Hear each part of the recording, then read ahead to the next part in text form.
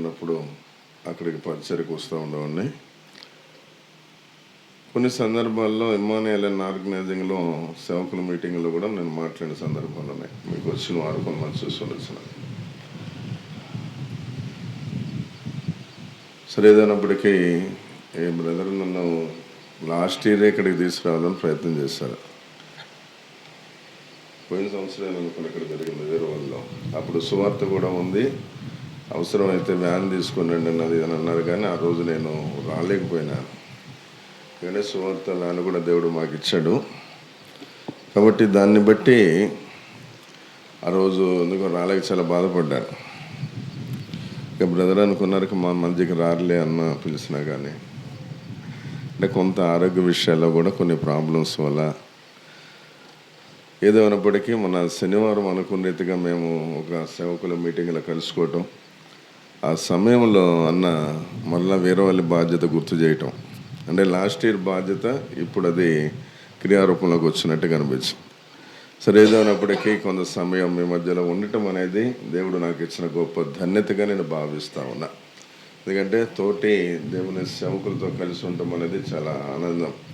వాక్యంలో చెప్పినట్టుగా సహోదరుల ఐక్యత కలిగి ఉండట. కాబట్టి మీ అందరితో నేను కూడా కాసేపు సహవాసం ఐక్యత కలిగి ఉండడానికి దేవుడు గొప్ప ధన్యత నాకు కూడా ఇచ్చాడు. అందుని బట్టి దేవుడిని మనం ఎంతైనా వందనస్తులమైనాం. సరే, ఏదైనాటికి మనకున్న సమయాన్ని బట్టి మనం కొంత ధ్యానంలోకి వెళ్దాం. చూడండి, పరిశుద్ధ గ్రంథ బైబిలు సమూయేలు గ్రంథం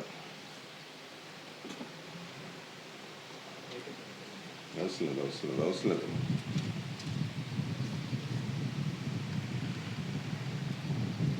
మొదటి సమూయేలు గ్రంథం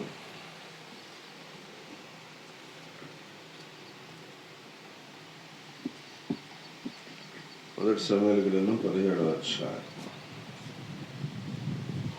17వ అధ్యాయం.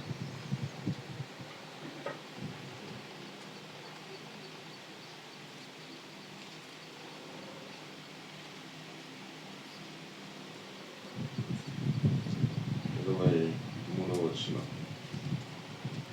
17:23. మొదటి సమూయేలు 17:23 చూద్దాం. అంటే వాక్యాన్ని బట్టి మళ్ళీ చూద్దాం. అతడు వారితో మాట్లాడుచుండగా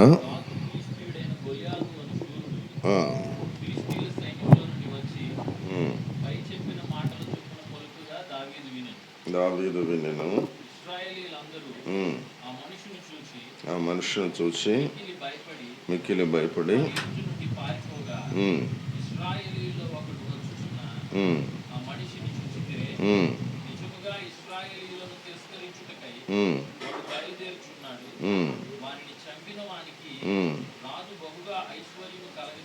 కలగజేసి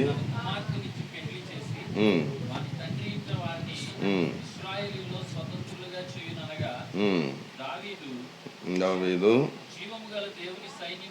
జీవము గల దేవుని సైన్యములను తిరస్కరించుటకు ఈ సున్నతి లేని ఫిలిష్తీయుడు అంతటి వాడు వాడిని చంపి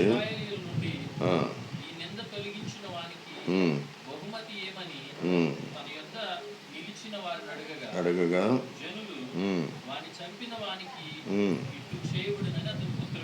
ఇట్లు చేయబడునని అతనికి ఉత్తరం ఇచ్చింది. చాలు.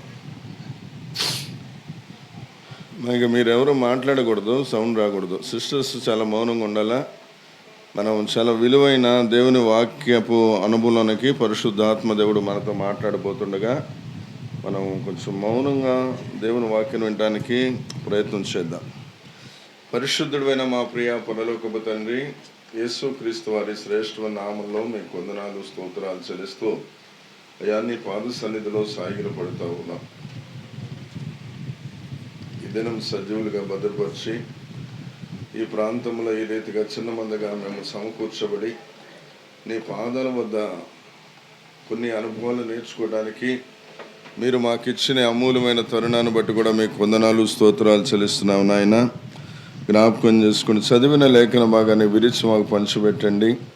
నిలబడుతున్న నీ దాసుడు నిష్ప్రయోజనమైన వాడు, అర్హత యోగ్యత లేనివాడిని మరొకసారి అమూల్యమైన నీ అభిషేకము ద్వారా నీ ఆత్మ నడిపింపు దాయిచ్చండి. వ్యర్థమైన మాట నా నోట దొల్లకుండా సహాయం చేయండి. పెదవుల ద్వారాను మీరు స్వాధీనంలో ఉంచుకోండి. మరోసారి మమ్మల్ని నీ పాదాలకు ప్రతిష్ఠిస్తూ నీ అధికారానికి మమ్మల్ని అప్పగిస్తూ స్తుతి చెల్లిస్తూ ప్రార్థించి బతిమలాడి వేడుకొంచున్నాము తండ్రి. ఆమేన్. ఒక అరగంట సేపు కొంచెం అందరం కూడా మనుషులు, మన అందరం సేవకులు కానీ సహోదరులు కానీ మన మనస్సు కాసేపు దేవుని యొక్క తలంపుల మీదకి మనం మళ్ళీ దానికి ప్రయత్నం చేద్దాం. ఇప్పుడు చదివిన వాక్యము, చదివిన అధ్యాయము అనేక సార్లు సేవకులంగా మనం మందిరాల్లో బోధించిన వారమే. అనేక సార్లు వాటిని నెమరు వేసిన సందర్భాలు కూడా లేకపోలేను. కానీ దీనిలో మరొకసారి దేవుడు మనతో ఒక కొత్త కోణంలో మాట్లాడాలని ఇష్టపడుతున్నాడు. ఇప్పుడు దావీదు ఎక్కడికి వచ్చాడు? కొంచెం యవనస్తులు హుషారుగా ఉండండి. పెద్దవాళ్ళంటే వాళ్ళని, మరి నేను మీ తోటి సేవకుడిని, నేనేం పైన చూడి ఉన్నాను కాదు. కాబట్టి అందరం కూడా ఒక ఫ్రెండ్లీగా ఉందాం, ఫ్రీగా మాట్లాడుకుంటా కొంచెం కాసేపు ధ్యానంలోకి వెళ్దాం. ఇప్పుడు దావీదు ఎక్కడికి వచ్చాడు? యుద్ధ భూమిలోనికి వచ్చాడు. రైట్. తనంతట తాను వచ్చాడా? పంపబడ్డా? పంపబడ్డాడు. అది అండర్లైన్ చేసుకోవాలి. వాళ్ళు పంపబడటం అనేది చాలా కీలకమైన విషయం. దేవుని చేత పంపబడిన వారు అనేక సార్లు పరిస్థితులను బట్టి పంపబడ్డారా, ఎందుకు వచ్చారు అన్నట్టుగా విమర్శలకు మనం లోనైన సందర్భాలు మన అనుభవాల్లో లేకపోలేదు. అనేక సార్లు ఉంటాయి. ఎందుకంటే ఇప్పుడు మిమ్మల్ని ఈ మాట ఎందుకు అడిగానంటే, మనం ఇప్పుడు దాకా చదివిన ఆ మాటల తర్వాత 28వ వచనంలో వాళ్ళ అన్నయ్య అంటాడు, పెద్దన్న ఏమంటాడు? అసలు ఇక్కడికి ఎందుకు వచ్చాను, ఇక్కడికి ఎందుకు వచ్చింది అంటే ఏంది? అసలు నీ హృదయం సరైనదిగా లేదు, ఇక్కడికి వచ్చే సందర్భం కాదు, ఇక్కడికి వచ్చే అర్హత నీకు లేదు, ఎందుకు వచ్చామని అడుగుతున్నాడు. కానీ ఆల్రెడీ దేవుని వాక్యం ఏం రాయబడుతూ వచ్చింది? అతను పంపబడినాడు. కాబట్టి మన జీవితంలో ఒకటి గుర్తుపెట్టుకోండి, దేవుని చేత మనం ఎక్కడికైతే సేవ చేయాలని ప్రభు ప్రణాళిక, అక్కడికి మనం ఏం చేయబడ్డామో పంపబడుతూ వచ్చాము. అది మొట్టమొదటి జ్ఞాపకం చేసుకోవాలి. తర్వాత రెండోదిగా, నువ్వు పంపబడక ముందు చాలామంది అక్కడే పంపించబడ్డారు. అది కూడా మనం జ్ఞాపకం చేసుకోవాలి. ఇప్పుడు ఈయన యుద్ధ భూమిలోకి వచ్చాడు. ఆల్రెడీ ఈయన వచ్చిన తర్వాత యుద్ధం కాదు అక్కడ. ఈయన రాకముందే ఆల్రెడీ కొన్ని దినాల నుంచి అక్కడ సవాళ్ళు జరుగుతున్నాయి. రాజుతో ఉన్న సైన్యం ఓ పక్కన, మరి గొలియాతు కానీ ఆ సైన్యం అని ఓ పక్కన, ఆల్రెడీ అక్కడ ఆ యుద్ధ భూమిలో సవాళ్ళు చేస్తూ ఉన్నారు, జరుగుతూ ఉన్నాయి. అంటే అర్థం ఏంటి? రాజు కంటే ముందుగా, దావీదు కంటే ముందుగా ఇక్కడ ప్రభు తలంపు మీరు జ్ఞాపకం చేసుకోవాలి. దావీదు కంటే ముందుగా కొంతమంది పంపబడుతూ వచ్చినారు. పంపబడ్డారు కదా. పంపబడిన తర్వాత మరి ఎందుకు దావీదు అవసరమా అనేది ఇక్కడ మనం అర్థం చేసుకుంటే, దావీదు కంటే ముందు పంపబడిన వారు యుద్ధంలో దేవుని సంతోషపెడడానికి ఒక్కొక్కసారి ఒక్కొక్క ఏరియా భాష అంటారు ఏంటి, అల్లు మీదకి రాలేదంటారు. అంటే ఏంటి అల్లు మీదకి రాలేదంటే? ఆ యుద్ధానికి సిద్ధమై ముందుకు రాలేదు అని అంటాం.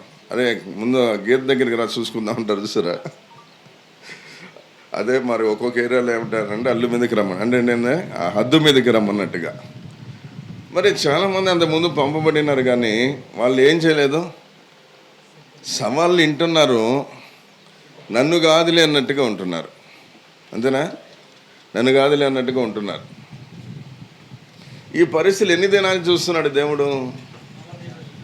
ఎన్ని దినాల నుంచి చూస్తూ ఉన్నాడు. అంటే అర్థమేంటి? ఈ అధ్యాయంలో మనం ఉన్న ప్రాంతాన్ని, మనకు ముందు పంపించబడిన వారిని, మనల్ని పంపించబడిన విధానాన్ని, అక్కడున్న పరిస్థితులు అన్నీ కూడా ఒక్కసారి ఈ అధ్యాయంలో మన జీవితాన్ని, మన ముందున్న పరిస్థితులను మనం చూడగలిగితే అప్పుడు దాని మూలం ఏందో అర్థమవుతుంది అసలు విషయం అంతా కూడా. అంటే మనకు ముందు పంపించబడినారు, వారు చిన్న చిన్న యుద్ధాలు చేస్తుంటారు. వాళ్ళు పూర్తిగా యుద్ధ అనుభవం లేకపోతే సైన్యంలో చేర్చుకోరు అసలు.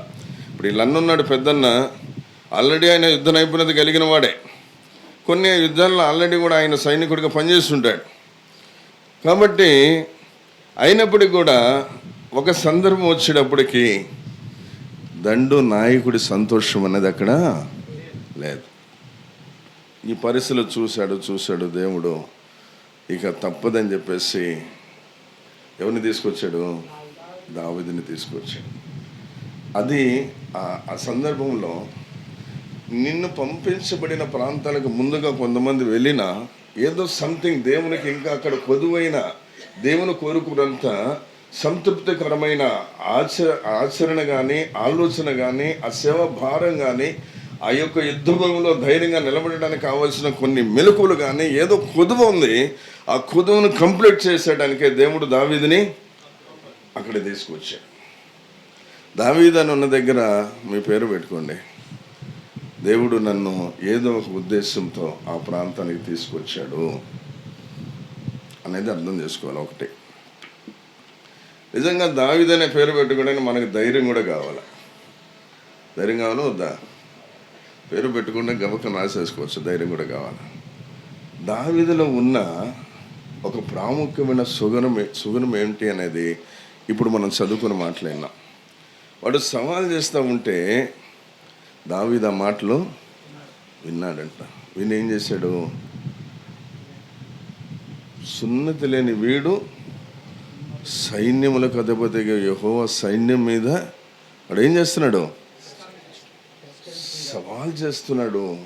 వాడు రోషంతో ఎట్లా మాడుతున్నాడు. ఆ మాట సందర్భం చూస్తే ఆ మాటలో దావీదు చెవున పడినప్పుడు అక్కడ స్పష్టంగా రాలేదు, కానీ దావీదు యొక్క ఈ రియాక్షన్ ఎలా ఉంటుందో ఒక రకంగా ఆలోచన చేస్తే మనం అంటాం చూడండి, ఏదైనా కొన్ని మాటలు విన్నప్పుడు నా ఇంటికలు రోమలు నిక్కపరుచుకొని అంటాం. ఏంది? అస్సలు రోషంతో అస్సలు ఎట్లా ఉంటుందంటే హృదయం అంతా కూడా శరీరం అంతా కూడా రోమాలన్నీ కూడా నిక్కపరుచుకొని వాడా అరే ముందు వాడిని చంపుదాం పండి అన్నంతదిగా రోమాలు రెక్కపరుచుకున్న పరిస్థితులు. అంటే అర్థం ఏంటి? సేవా పరిస్థితుల్లో, సేవా జీవితంలో శత్రువు అనేక సార్లు సవాళ్ళు విసురుతూ ఉంటాడు. శత్రువు అనేక సార్లు ఏం చేస్తాడు? ఆయన సవాలు విసురుతూ ఉంటాడు. అసలు వాడు సవాలు ఎవరి మీద? అసలు వాడి తలని చితగా తొక్కిచ్చేశాడని రాయబడి ఉంది బైబిల్లో. మరి అంటే వాడు ఎవరి మీద సవాలు విసురుతున్నాడు? సైన్యము మీద, దేవుని మీద, దేవుని యొక్క సైన్యము మీద, మరి అక్కడ నిలబడే నాయకత్వం వహించిన వాళ్ళ మీద సవాలు విసురుతున్నాడంటే ఇప్పుడు ఎలాగుండాలి? లోపల ఎట్లా ఉండాలా? లోపల ఎట్లాగుండాలా? నిజంగా అదే ఆ రోషము ఆ లోపల ఒక రకంగా మనం ఆ సందర్భాన్ని మీరు అర్థం చేసుకోవడానికి ప్రయత్నించండి. ఆ రోమాలు నిక్కబొచ్చుకోవటం, ఆ పరిస్థితులు మనం చూస్తే అసలు ఏమిటి వీడేంటి అసలు ఇక్కడికి వచ్చి ఇట్లా ఇచ్చేయడం ఏంటి అంటే, మనం ఉన్న సేవా ప్రాంతాలలో, మనం ఉన్న ప్రాంతములలో అలాంటి సందర్భాలు ఎదురైనప్పుడు జీవము కలిగిన దేవుని చేత మరి సమస్తాన్ని జయించబడిన దేవుని యొక్క దాసులంగా దేవుని బిడ్డలను వాడి బంధకాలలో ఉన్న వాడిని విడిపించడానికి దేవుడు నిన్న ఆ ప్రాంతానికి పంపిస్తే వాడు నువ్వు వింటుండగానే సాతాను అనేక సార్లు అది శత్రు రూపంలోనో లేకపోతే బలహీనతల రూపంలోనో లేకపోతే అన్నిల రూపంలోనో రకరకాల విధానాలలోనో నీ మీద వాడు సవాలు విసిరినట్టుగా నీ సేవ విషయమై, నీ యొక్క భక్తి విషయమై నువ్వు పంపబడిన అనుభవానికి కావాల్సినంతగా సవాలు విసిరితే లోపల నీ మంట ఎలాగుంటుందండి? లోపల మంట ఎలాగుంటుంది? నిజంగా దాన్ని సరిగ్గా స్వీకరిస్తే, ఏది ఆ సవాల్ని సరిగ్గా స్వీకరిస్తే కూడు తినబుద్ధి అవుతుందండి, ఆకలి వద్దా? సరైన వాడు నిలబడి గుమ్మ ముందుకు వచ్చి సవాలు విసురుతున్నాడు. సరే, సహజంగా మన కుటుంబంగా లెక్క వస్తే ఇంట్లో ఉంటాడు, పోనీలండి వాడిపోతాడు, మనకెందుకులండి, మీరు భోజనం చేసి మనకు గొడవలు ఎందుకు అన్నట్టుగా ఇంట్లో లేదు సర్దు పడుతున్నాడు. కానీ లోపల ఉన్నాడు ఎలా ఉంటుందండి? లోపల ఎలా ఉంటుంది? అస్సలు మంట మండిపోతూ ఉంటుంది. వాడిని ఎప్పుడు చంపుదామా అది తీవ్రతలో ఉన్నాడు ఇప్పుడు ఇక్కడ దావీదు. యుద్ధ భూమికి వచ్చిన కానించి ఆ సవాల్ అనే మాట విన్న తర్వాత అసలు ఇలా జరిగితే ఏం చేస్తున్నాడు రాజు, అసలు ఈ పరిస్థితులు ఏంటి అనేది లోపల మండిపోతూ ఉంది దావీదుకు పక్క నుంచి.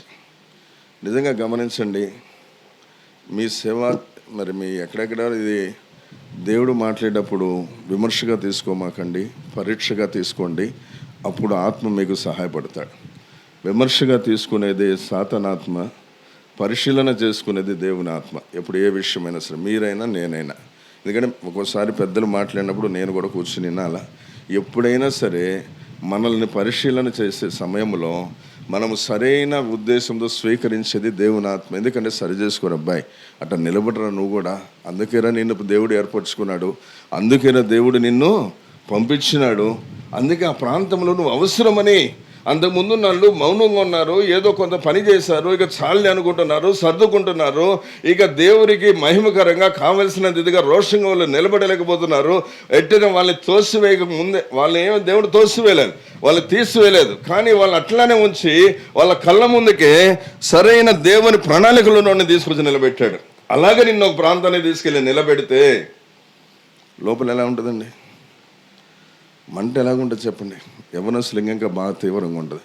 అలాంటి ముసలి అంటే అన్న ఆరంభంలో చేసామన్నా, ఇప్పుడు అవకాశం లేదన్నా, శరీరం అనుకూలించట్లేదన్నా. నాకు అన్న దగ్గరికి వెళ్తే చాలా బాధ వేస్తుంది. ఆయనేమో దేవుడు ధన్యత ఏంటంటే కూర్చోగలిగింది, ధన్యత ఇచ్చాడు, నేను కూర్చోలేను. యథార్థంగా ఆయన పక్కన కూర్చోటి నాకు మనసులో అని పీగుతూ ఉంది, కానీ నా దేహం నన్ను కుంగదీస్తూ వచ్చింది. బాగా గమనించండి. ఈ మధ్యకాలంలో నేను ప్రార్థన చేసింది ఏంటో తెలుసా? నీవు నాకు ఇచ్చిన ఆయుష్ కాలాన్ని, నీవు నాకు ఇచ్చిన ఆత్మల భారం విషయంలో నెరవేర్చబడే వరకు, ఒకప్పుడు ఈ దేహాన్ని నేను చెత్తగా వాడుకున్నా, తాగుబోతుగా వాడుకున్నా, వ్యసనపరుడుగా వాడుకున్నా, నాకు ఇష్టం వచ్చిన దీన్ని ఉంచేశాను. కానీ ఈరోజు నా యొక్క జీవితం విలువ నాకు తెలిసేటప్పటికి శరీరం అంటుంది ఇక నేను మోకరించలేను అంటుంది, శరీరం అంటుంది పరిచర్యకు నేను నిలబడలేను అంటుంది, నీ తమ్ముడు ఎక్కడ పడితే అక్కడికి నేను నడవలేను అంటుంది. ఇప్పుడు నేనేం చేయాలి చెప్పండి? ఇప్పుడు నేనేం చేయాలా? ఈ దేహాన్ని ఏం చేస్తున్నా? నేను కొన్నాళ్ళు బతుకులాడుకుంటున్నా, తప్పు పని చేశాను, నేను కుంగదీశాను, పాడు చేశాను. కాబట్టి ఇంకొన్ని రోజులు నా దేవుడు నాకు అనుమతి ఇచ్చి ఆయన పిలిచే వరకు నాకు అప్పగించిన భారాన్ని నెరవేర్చేదానికి అమ్మా నువ్వు తొందరపడ, మాకు కొన్నాళ్ళు నాకు సహకరించాను. ఇప్పుడు నేను ఎవరిని బతుకులాడుకుంటున్నా? నా శరీరాన్ని బతుకు. ఒకప్పుడు ఏం చేసేవాళ్ళని చెప్పండి? వయసులో ఉన్నప్పుడు నా సాక్ష్యం చాలా భయంకరమైంది. 24 hours మందులో నానబెట్టిన బాడీ ఇది.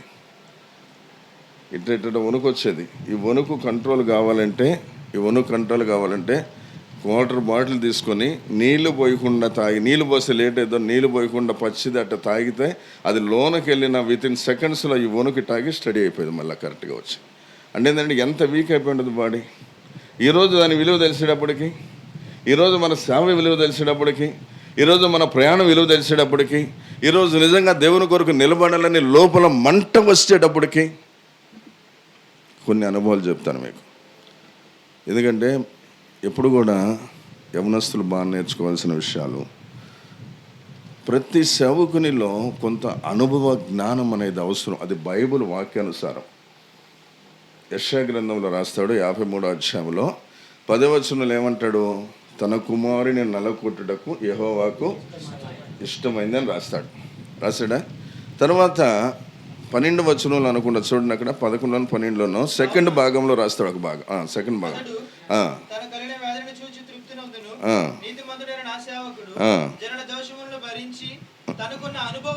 ఆ మాట తనకున్న అనుభవ జ్ఞానము చేత అని. ఇప్పుడు నిజంగా సేవకులం అయితే మనకున్న అనుభవ జ్ఞానం చేత విశ్వాసులను నిర్దోషంగా నడిపించడం ఒక భాగం అయితే, మన తర్వాత వచ్చే తరాన్ని మనలాగా రోషంగా నిలబెట్టడానికి ఈ అనుభవం అనేది వాళ్ళకి ఎంతైనా అవసరం. ఎందుకంటే నీలో అనుభవం లేకపోతే వాడు ఏం చూసి నేర్చుకుంటాడు? నీ దగ్గర తరబేదుకు వచ్చిన వాడు, నీ దగ్గర ఉన్న యవనస్తుడు నీలో ఏ మంట చూసి నేర్చుకుంటాడు? వాడు నీలో నిజమైన తీవ్రత ఉంటే వాడికి అప్పుడప్పుడు ఏకాంతంగా ఉన్నప్పుడు పరిశుద్ధాత్మ దేవుడు మాట్లాడుతుంది. నిజంగా అదేంటి అసలు అంత తీవ్రంగా ఉంటాడు? ఒక్కోసారి అసలు భోజనం అనుకోడు, ఎప్పుడు ఏదో ఆలోచన, ఏదో వేదన, ఏదో ప్రార్థన, ఏదో పరిస్థితులు ఉంటున్నాడు అనేది నీలో ఉంటున్న ఆత్మ తీవ్రతని నీ వెనక జనరేషన్ గుర్తించగలగ. ఆ తీవ్రత అనేది చాలా ప్రాముఖ్యమైనది. మీకు ఒక అనుభవం చెప్తాను. సేవలో ఇక్కడ నాకనే చాలా పెద్దోళ్ళు ఉన్నారు, చాలా సమర్పణ కలిగిన వాళ్ళు ఉన్నారు. ఎప్పుడు సేవకుల్లో ఒకడు ఎక్కువ ఒకటి తక్కువ అనేది ఉండదు. ఎందుకంటే ఎవరి సమర్పణ వాళ్ళదే, ఎవరి నడిపింపు వాళ్ళదే. అది నాలో ఉన్న ఒకటి రెండు మచ్చుగా కొన్ని విషయాలు, ఒకటి రెండు విషయాలు మీకు జ్ఞాపకం చేస్తాను. నేను వెస్ట్ గోదావరి నుంచి హెబ్రోన్ ద్వారా మంచిర్యాల ప్రాంతానికి ట్రాన్స్ఫర్ కొరకు నాకు లెటర్ సిద్ధపరిస్తే ఇప్పుడు ఉన్న సీఎం ఇది చంద్రబాబు ఉన్న ఆ హౌస్ ఉన్న ఏరియా వెంకటపాలెం, ఆ ఊరు. ఆ వెంకటపాలెంలో సంఘ పెద్దలు అంతకుముందున్న సేవకుడు హెబ్రోన్కి వచ్చి అని ఏదో మాట్లాడుకున్నారు. జీటీ గారు వాళ్ళందరితో కూడా మాట్లాడారు, కొన్ని విషయాలు కనుక్కున్నారు. ఏదైనప్పటికీ పలానా అయితే మాకు బాగుండదు. నేనెవరో వాళ్ళకి తెలియదు, కానీ అక్కడ అడిగిన దానికి కొన్ని కాల్స్ ఉన్నాయి వాళ్ళకి. సరే ఏదైనప్పటికీ జీటీ గారు నన్ను లోపలికి పిలిచారు. ఏంటన్నారు, ఆయన ఒక మాట అడిగాడు నన్ను, జోసెఫ్ ఒక మాట చెప్తాను వింటావా అన్నాడు. పర్లేదు చెప్పండి అన్న. ఓ పక్క ఇస్త్రాక్ వేస్తుంది, ఒక 12-13 రకాల స్పెషల్స్ అన్నీ తయారు చేసి పెట్టేస్తున్నారు. కాళ్ళు గడుకొచ్చుకొని భోంచేయటం అక్కడ. ఇంకో పక్కన భోజనానికి వెళ్ళాలంటే నువ్వే బయటికి వెళ్ళాలా, ఎండిపోయిన పొల్లలో ఏరుకొచ్చుకోవాలా, నువ్వే వండుకోవాలా, నువ్వే తినాలా. ఇప్పుడు కూర్చొని శుభ్రంగా భోజనం చేసేది దగ్గరికి వెళ్తావా, పొల్లలు ఏరుకోవడానికి వెళ్తావా అని అడిగాడు. ఇప్పుడు ఏం చెప్పాలి చెప్పండి? అప్పుడు నేను ఒకటే అన్నా, మీరు ప్రార్థన చేసి జోసెఫ్ బ్రదర్ని పలాన్సాడే పంపించిన దేవుడు మీతో మాట్లాడింది మీరు బయలుపరచండి నాకు. అది నేను పొల్లలు ఏరుకునేదో ఇంకా ఘోరమైందో ఇంకా ఘోరమైంది. నేను వెళ్ళి కూర్చొని తినడానికి రాలేదు, నాలో ఇంకా కొంచెం వయసు. అప్పటికి నేను ఇప్పుడు మీకు ఈ మాట చెప్పింది సుమారు 16 సంవత్సరాల క్రితం. అంటే అప్పుడు జీటీ గారు బ్రతుకున్నారు. అయితే అప్పుడు నాకు ఇంతకుముందు ఇచ్చిన ఆ మందమర్రి అనే ప్రాంతం, మరి మంచిర్యాల దగ్గర కొంతమంది తెలుసుంటుంది. అప్పట్లో సేవకుడు లాంగ్ టర్మ్ అక్కడ ఉండి 11 సంవత్సరాలండి. ఆయనే అన్న నేను వెళ్ళిపోతానంటే, అది మంచి 100 మంది ఎంప్లాయీస్ ఉన్న బ్రాంచి, పెద్ద మందిరం, హౌసు, పెద్ద వ్యాను, కారు అన్నీ ఏర్పాటు చేయబడిన మందిరం. దానికి లెటర్ ఇచ్చేసాడు ఆల్రెడీ నాకు. తర్వాత ఈ వెంకటపాలెంలో వచ్చే ప్రెజర్ వల్ల ఇట్లా జరిగింది. సరే ఏదేమైనప్పటికీ అక్కడికి వెళ్ళాల్సి వచ్చింది. వెళ్ళిన తర్వాత అక్కడ ఉన్నది ఏంటంటే 16 సెంట్లు స్థలం ఉంది మందిరానికి. దానిలో 100 అడుగులు బారు, 50 అడుగుల ఎడల్పులో పునాది వేస్తుంది, కింద పునాది వేస్తుంది. 12 ఒక ఇంత పెద్ద పిల్లర్స్ 12 అడుగుల లోతుల పునాది వేసి బేస్ మట్టం వేసి ఉంచారు. అప్పుడు ఆయన చెప్పాడు, జీటీ గారు మీరు ఇదివరకులా కాదు, బ్రదరు అన్ని జనాంగంలో నుంచి వచ్చాడు, ఆయనకి 3 ఆడపిల్లలు, బాధ్యతలు చాలా ఉన్నాయి. ఆయన మీరేదో అందరిలాగా ఆడుకున్న కుదరదు అది ఇదని ఏదో ఆయన నా మీద ఉన్న ప్రేమతో బట్టి చెప్పాడు. చెప్తే వాళ్ళే ఉన్నారంటే, సంఘ పెద్దలే ఉన్నారంటే, మొత్తం ఆయనకి ఇచ్చేస్తాం, మాకు 25-30 వస్తుంది ఇప్పుడు ప్రస్తుతానికి కానుకలు, మొత్తం ఆయనకి ఇచ్చేస్తాము, అంతేనంగా మిగతా మాకేమనండి, లేకపోతే తీసుకోమనండి, కానీ ఆయనే మాకు కావాలన్న. ఎందుకంటే అక్కడ కొన్ని గొడవలు జరుగుతున్నాయి, దాని గురించి నన్ను అక్కడ కావాలని మరి వాళ్ళు ప్రార్థన ఎట్లా కోరుకున్నారో మొత్తానికి అక్కడికి వెళ్ళాల. సరేనని చెప్పేసి జీటీ గారు అదే కండిషన్ మీద నన్ను అక్కడికి పంపించాడు. అక్కడికి పోయిన 10 రోజుల్లో దేవుడు నాతో మాట్లాడుతూ మొదలుపెట్టినాడు. 15వ రోజు కల్లా అది 400 మంది ఉన్న సంఘం, మొత్తం అందరినీ బ్రదర్స్ అందరినీ పిలిచాం, సంఘ పెద్దలందరినీ పిలిచాం, కూర్చోబెట్టాం, ఒక విషయం మాట్లాడాం. పునాది వేస్తుంది మందిరం కట్టాలంటే సుమారు 40-50 లక్షలు కావాలా. ఇప్పుడు వాళ్ళు వేసిన పునాది ప్రకారం మందిరం కట్టాలంటే 40-50 లక్షలు కావాలా. పునాది వేయడానికి అంతకు ముందున్న సేవకుడు వెళ్తా 2 లక్షలు అప్పు చేసి నోట్లు రాసిచ్చేలాడు, వడ్డీలు కట్టమన్నాడు. ఇప్పుడు నేనేం చేయాలా? కాబట్టి జీటీ గారి దగ్గరికి హెబ్రోన్కి వచ్చిన పెద్దలు కూడా ఇక్కడే కూర్చొని ఉన్నారు. కాబట్టి నా మనసులో దేవుడు పెట్టిన భారాన్ని మీకు చెప్తున్నాను. నాతో మీరు కూడా కొంత భారాన్ని పంచుకుంటారనే ఉద్దేశంతో చెప్తున్నాను. అన్నిదా భావించకుండా నా మాట ఆలకించండి అని చెప్పాను నేను. పర్లేదన్నా చెప్పండి అన్నారు. చెప్పండి అంటే అప్పుడు నేను వాళ్ళకేం చెప్పానంటే, నాకు 25,000-30,000 రూపాయలు కానుకల పెట్టిలో వస్తున్నాయి, తీసుకోమన్నారు. అవసరం లేదు. ఎందుకంటే ఇంట్లో పనుకొని పొద్దున్నే లెగంగానే బయట రేకుల షెడ్డు సేవకుడిల్లు, గుమ్మం తలుపు దియ్యంగానే ఎదురుగా మందిరం, సుమారు 100 అడుగుల బార్లు పిల్లర్స్ వేసి, పిల్లర్స్ పైకి కాదు కింద వరకే ఆ బేస్మెంట్ వేసింది. తలుపు తీయంగానే గుండెలు పగిలిపోతూ ఉన్నాయి. ఆ రోడ్డు మీద వెళ్తా ఉన్న వాళ్ళు ఏమనుకుంటున్నారంటే, ఇది 2 ఏళ్ళు అయింది, వీళ్ళు ఈ మందిరం కడతారా ఇలా బొందా. అన్నిళ్ళు వెళ్తా పొలానికి వెళ్తా వాళ్ళు చెప్పుకుంటున్న మాటలు నేను విన్న మాటలు, నా చెవును పడిన మాటలు. లోపల నరాలు పగిలిపోతూ ఉన్నాయి. దేవుని మందిరము ఏం చేయబడుతుంది? కట్టడానికి మొదలుపెట్టి ఆగిపోయింది, ఎగతాళి చేయబడుతుంది అన్ని జనుల మధ్యలో. ఇక్కడ డబ్బు లేదు. ఇప్పుడు ఏం చేయాలా? నా వరకు నేను 25,000-30,000 వచ్చింది తీసుకొని సరదాగా నా 3 పిల్లల పేరున బ్యాంకులు వేసుకుంటే ఈరోజు పిల్లల పెళ్ళిళ్ళు చేయడానికి జంగారెడ్డిగూడెం ఆయనకి తెలిసింది ముందు దినాల్లో. మా అమ్మాయికి, ఇప్పుడు చివరి అమ్మాయికి నేను జంగారెడ్డిగూడెంలో ఎలా పెళ్లి చేయబోతున్నాను. ఆ 3 కూతుర్లండి. అప్పుడు వాళ్ళకు ఒకటి చెప్పాను, 4,000 రూపాయలతో నా కుటుంబాన్ని కాచుకుంటాను నేను. 4,000 రూపాయలతో గంజి తాగినా సరే నేను సర్దుకుంటాను. నాకు వచ్చిన 30,000లో 4,000 పోనీ ఎంత ఉంటాయి? 26,000 పక్కన పెడతా. మీరందరూ కూడా మీకు వచ్చినవి అన్నీ తీసుకురామంటలా నేను. మీరేం తీసుకురావాలా? దేవుని భాగాలు. ఇప్పుడు 400 మంది అంటే ఎంత రావాలండి మందిరానికి? నేను చెప్పింది 30,000 ఒక వారం కాదు, 4 వారాల కానుకలు 30,000. అది ఇప్పుడు 400 మంది ఉంటే ఎంత రావాలి కానుకలు? కాబట్టి మీరందరూ క్రమంగా తీసుకురండి. మీరు శాపగ్రస్తులు కామాకండి. పెద్దలు, హెబ్రోన్ పెద్దలు నాకేమన్నా డబ్బులు నేను ముట్టుకోను. మీ పెద్దల 3 నేను నిర్ణయించి అక్కడే పెడతాను. నెలకి 4,000 గిఫ్ట్, సేవకుడు గిఫ్ట్ అని తీసుకుంటా. 4,000తోనే నా పిల్లలందరితో నేను నా బాధ నేను పడతాను. ఇంకా రూపాయి ముట్టుకో నేను మందిరం డబ్బులు అని చెప్పేసి సవాలుగా తీసి పక్కన పెట్టాం. ఎందుకని? నిద్ర పడతల్లా. ఇంట్లో పనుకుంటే అన్నం తినబుద్దిగా అట్లా తలుపు తీస్తే గుమ్మం ఎదురుంగేమో బేస్మట్టం వేసిన మందిరం కనబడుతూ ఉంది. మందిరం పక్కన జనం అంతా వాళ్ళు ఎగతాళి చేసుకుంటూ వెళ్తున్నారు. అన్ని జనులండి అక్కడ ఎక్కువగా. అన్ని జనులు సోదరి అన్ని క్యాస్ట్లలో ఉన్నారు. వాళ్ళు వెళ్తా ఎగతాళి చేసుకుంటే దాన్ని. కొంతమంది విశ్వాసులు కూడా వాళ్ళతో ఉంటారు. వీళ్ళకి తెలియదు పాపం, జ్ఞానం తక్కువ కదా.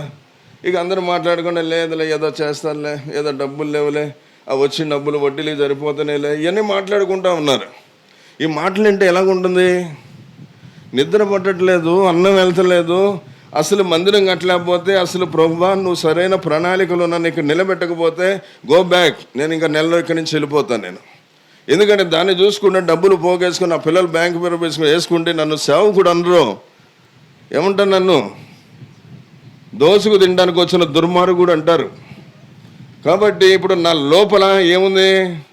మండుతూ ఉందో పక్కన మందిరం కట్టాలని.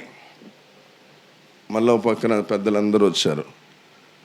బయటికి వెళ్తున్నది వాక్యం, బయటికి వెళ్తుంది. పెద్దలందరూ వచ్చి వాళ్ళు నాతో మాట్లాడిన మాట ఏంటంటే, అప్పుడు మేమున్న ఏరియాలో ఎమ్మెల్యే గెలిచి రాజశేఖర టైంలో మినిస్టర్ డొక్కా మాణిక్యవర ప్రసాద్ మినిస్టర్ చేస్తున్నాడు. అప్పుడు పంచాయతీరాజ్ మినిస్టర్ చేస్తున్నాడు ఆయన.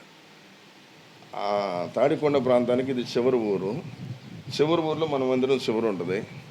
ఈ ప్రార్థన చేయించుకొని బయలుదేరాడు కాబట్టి, ఆయన గెలిచాడు కాబట్టి, మినిస్టర్ అయ్యాడు కాబట్టి, మనం వెళ్ళి అడిగితే 10 లక్షలైనా మనకి ఇస్తాడు అనేది మా పెద్దల ధీమా. నా దగ్గరకు వచ్చారు. నా దగ్గరకు వచ్చి ఇటు సంగతి అన్నారు. నేనేమన్నానంటే, నేను అది నేర్చుకోలేదయ్యా. ఒక రంగా నేను భక్సింగర్ సహవాసం వచ్చేటప్పటికే ప్రభు నాకు ఇచ్చే అనుభవాలు వేరు. భక్సింగర్ అన్న దగ్గర నేను నేర్చుకునే అనుభవాలు వేరు. మోకాళ్ళ మీద తప్ప ఏ మనిషిని అడగటం అనేది అలవాటు లేదు, రానన్న. వాళ్ళు ఎగతాలు చేశారు, గందరగోళం చేశారు. అది చాలా పెద్ద స్టోరీ, సమయం లేదు కానీ మీకు క్లుప్తంగా చెప్పాను. ఇక అప్పుడు బాగా ప్రభుని అడిగానండి. మా ప్రార్థన చేస్తున్న ప్రభువా, మందిరం కట్టాలా, స్లాబ్ వేయాలా, పరిస్థితులు ఏంటి? ఆటనగర్ బేతెల మందిరం ఉంది, కొంతమందికి తెలుసు ఉండి, ఇక్కడ రత్నాకర్ గారి దగ్గర. అక్కడ ఇమ్మానుయేల్ గారు ఉన్నారు ఇంతకుముందు. ఇప్పుడు బయటకు వచ్చి బైర్షో పెట్టిన ఇమ్మానుయేల్ గారు ఉన్నారు. ఆయన మా దగ్గరకు వచ్చాడు ఎప్పుడన్నా.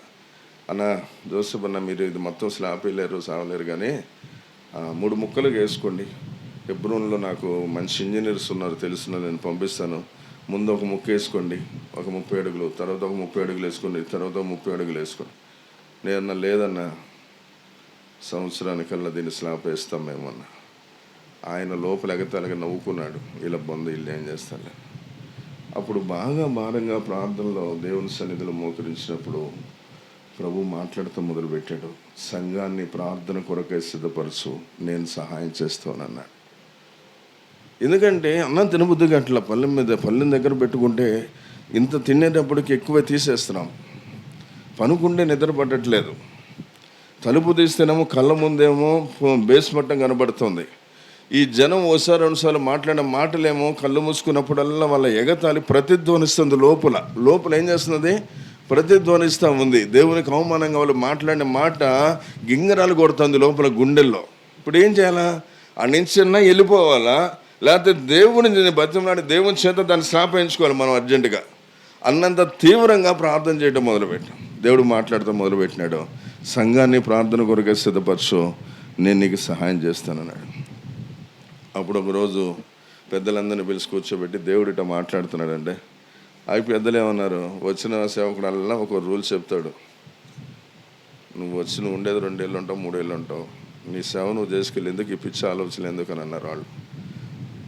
నాకేం చేయాలో అర్థం కాక మళ్ళీ మోకరించి మళ్ళీ ఒక రోజులు ప్రార్థన చేస్తే మళ్ళీ దేవుడు వినబడుతుంది, సంఘాన్ని ప్రార్థన కొరకే సిద్ధపరచు, నేను సహాయం చేస్తాను.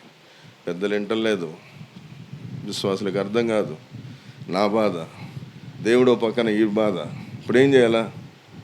ఇక అప్పుడు ఒకరోజు ధైర్యం చేసి ఇట్లా యవనస్తులు ఉన్నారు అక్కడ మందిరంలో కూడా, అన్ని మైకులన్నీ సెట్ చేస్తున్నాడు. అని ప్రసాద్ అనుకున్నారు, ప్రసాద్ ఇట్రారా అన్న, పిలిచి నోట్స్ కొనుక్కురా పో అన్న. కొనుక్కొచ్చిన తర్వాత నేను చెప్పినట్టు పేర్లు రాయి. ఇప్పుడు 400 మందిలో ఒక 50 మందిన మన మాట వినరా? సేవకుల మాట చాలామంది వింటారు. ఎందుకంటే కూర్చుంటారు, నుంచున్న భక్తులు ఉంటారుగా. ఎందుకంటే అన్నం మాట జవదాడకూడదని. ఇక వాళ్ళకి చెప్పా, అయ్యే రాయ్, సోమవారం నాడు ఫలానా కొర్నేలి బ్రదరు కుటుంబం, మంగళవారం నాడు ఫలానా కోరేష్ అన్న కుటుంబం, బుధవారం నాడు ఫలానా అక్క వాళ్ళ కుటుంబం అని 6 రోజులు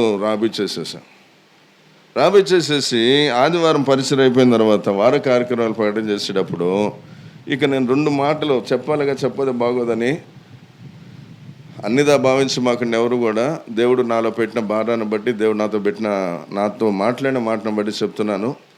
వారం రోజులు సంఘ ప్రార్థనలు అన్నీ ఉంటాయి, వార కార్యక్రమాలన్నీ సాయంత్రం పూట జరుగుతాయి. పగలపూట మాత్రం ప్రతి కుటుంబం, నేను అనౌన్స్ చేసిన ప్రతి కుటుంబం కూడా 10:30కి మందిరానికి రావాలా, 1:30, 2 దాకా భారంగా కన్నీటితో ప్రార్థన చేయాలా. సంఘాన్ని గురించి, స్లాబ్ గురించి అని చెప్పిన తర్వాత ఈ పెద్దలు ఉంటారుగా కొంతమంది ఒక నిలబడి ఆ ప్రార్థన చేయబోతే ఏం చేస్తావు? మీకు అనుబంధం లేదో, నాకు చాలా ఉన్నాయి ఇలాంటి. అర్ధరాత్రి 2 గంటలకు వచ్చి సామాను సర్దుకుని వెళ్ళబోతే తెల్లరేపాటికల్లా రోడ్డు మీద నీ సామాను ఉంటేనే బెదిరింపులు కూడా నా సేవలో నేను అనుభవించాను. అంటే నేను నన్ను ప్రార్థనలో సిద్ధపరచమంది ఎవరు? దేవుడు. మీరు చేయకపోతే ఎవరు చేయాలా? నాతో కదా చెప్పింది. మీకు చెప్పినప్పుడు మీరు అనబోతే ఎవరు చేయాలా? నేనే చేస్తా. ఆ సోమవారం చేస్తావు, మంగళవారం చేస్తావు, వారం అంతా చేరండి మా వాళ్ళు అన్నాడు. వారం అంతా నేనే చేస్తా. నేను ఒక్కనే కాదు, నా భార్య, నా పిల్లలు, నా కుటుంబం అంతా కూడా వారం అంతా నేను చేస్తాం. మీరు వినకపోతే 2వ వారం చేస్తాం, మీరు వినకపోతే 3వ వారం చేస్తాం, మీరు ఎవరు యాక్సెప్ట్ చేయకపోతే సంవత్సరం అంతా చేస్తూనే ఉంటాం. నేను, నా కుటుంబం, సంఘాన్ని గురించి, స్లాబ్ గురించి అని ఏమన్నా చేయండి మీరు అని చెప్పేసి అనౌన్స్ చేసేసాను. నేను అనౌన్స్ చేసిన పేర్లు ఎలాంటివి అంటే, మా అన్న చెప్పాడు చేయకపోతే ఏమైపోతుందని భయంతో వణికిపోయే భక్తులు ఉన్నారుగా, వాళ్ళ పేర్లు రాసేసాం ముందు. ఇకంతే, వాళ్ళు సోమవారం పొద్దున్న 10 గంటలకల్లా తలకు పోసుకొని కుటుంబం అంతా వచ్చేసారు. మోకరించడం మొదలుపెట్టి వారం రోజుల్లో నాకు సమస్య వచ్చి పడింది. అన్న ప్రార్థన చేయడం మా వల్ల కావట్లేదన్న అన్నాడు. ఏమైందన్న? 10 నిమిషాల్లో ప్రార్థన అయిపోతుందన్న, మీరు 4 గంటలు చేయమన్నారు, ఏం చేయాలా?